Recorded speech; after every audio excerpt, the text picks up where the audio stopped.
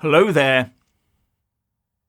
The major danger to us in the UK is not the conflict out there. It is the conflict we have allowed to be imported into this country right under our very own noses.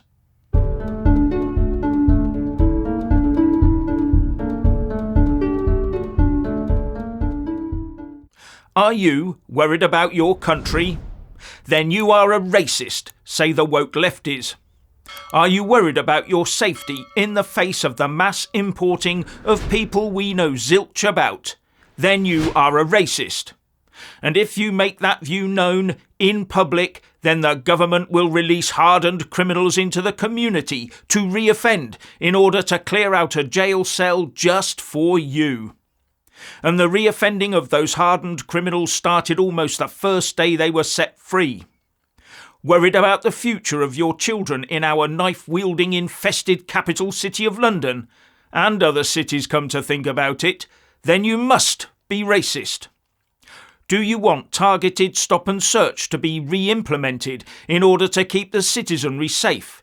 Then you definitely are a racist. For the woke left, ignore and let stab beats stop and search every single day of the week. Worried about the contents of those rubber boats that turn up on your beaches? Then you are a racist, say those wokists. Looking at the UK's GDP per capita and wondering why, when all these doctors, nurses, architects and engineers rock up on our shores, why that GDP per capita drops even further. But, say the wokists, that's down to your racism, your ancestors' involvement in the slave trade and colonialism. It's nothing to do with the newcomers. Are you concerned about reports that the authorities are now withholding all the data they can from you regarding who pays the tax and who takes the most out, or who commits the most crimes and who are the biggest drain on the public purse? Then suck it up, racists. Just empty your paychecks and wallets into the ever-growing maw of the need to appease. All driven by the vociferous woke left that does all it can to destroy Brits and Britain in search of its communist utopian ideals. The woke left that now controls every government department, every public sector body like the police and armed forces, every quango and every non-governmental organisation. But the woke-centred nature of all this has also allowed the fundamentalists of a certain demographic to gain access to the levers of power in our country. And the woke left and the fundamentalists of that certain demographic have now ganged together in an unholy alliance to bring our whole system down. An unholy alliance of oil and water where the two factions could never coexist except during this period of clearing the field of ordinary citizens. After that, the two of them must face off, with each thinking they can be the last one standing when the smoke eventually clears. And this is being replicated across the developed Western world, to the point the intelligence services fear that there are sleeper cells out there ready to be activated and initiate coordinated October the 7th atrocities across the West. And given that much of this is reported to be funded by Iran, recent events in the Middle East between Iran and Israel will have probably ended all leave for intelligence services everywhere for the foreseeable future. And in all probability with a terror watch list that expands by the day. That list was reportedly at 43,000 in the UK in mid-2020. Most of it imported by our lefty woke political overlords. And Keir Starmer and his motley crew just bleat on about smashing the gangs. It's not the criminal gangs that need smashing, it's the woke left that facilitates the criminal gangs at every level that needs smashing. Figuratively and politically speaking, of course. Before they facilitate even worse things like the importing of terrorists and weapons, something that many would argue has already happened. After all, what is keeping us under the ECHR and UN yokes? Woke, of course. The woke culture, either through stupidity or design, assumes that no one entering the UK holds any ill will against us and so proceeds on that basis and stops us asking questions or checking up on those people using the usual racism angle.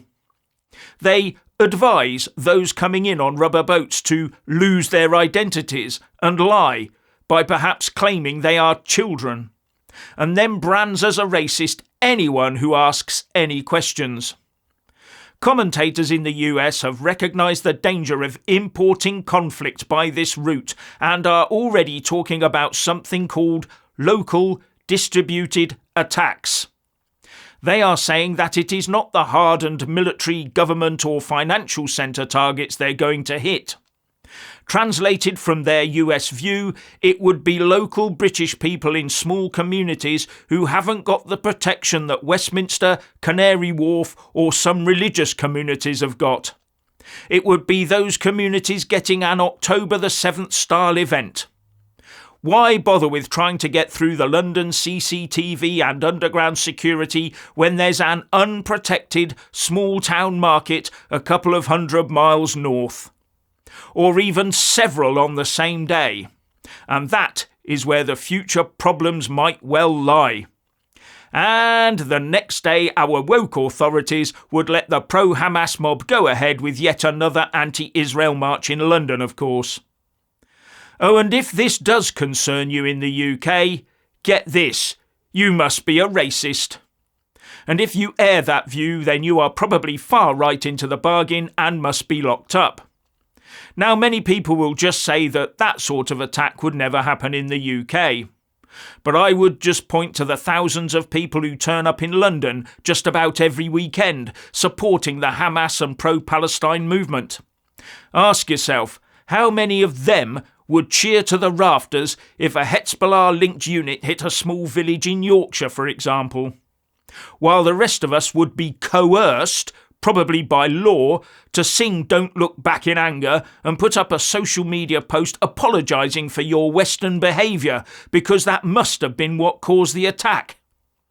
And then anyone referring to such an event on social media will be hunted down with prejudice and locked up as a far-right bigot. With the first knee-jerk reaction being to screech that we must protect the religious houses of a certain demographic, whatever the cost. And people still cannot see that it is a woke mentality that is the true problem here. The woke mentality that views ordinary Brits, the ordinary Europeans and ordinary people in the wider developed West as the problem that must be eradicated. Especially if those people just happen to be white-skinned. As I keep saying, it is the woke culture and mindset that must be comprehensively crushed. By peaceful means, of course. It is the woke culture that will take this country and its people into oblivion. But it's worse. If you take a closer look, you'll realise that the woke way is the easiest route to take.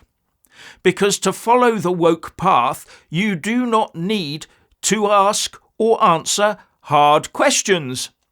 The woke way is to do nothing in the face of adversity, just blame it on colonialism and slavery, and job done.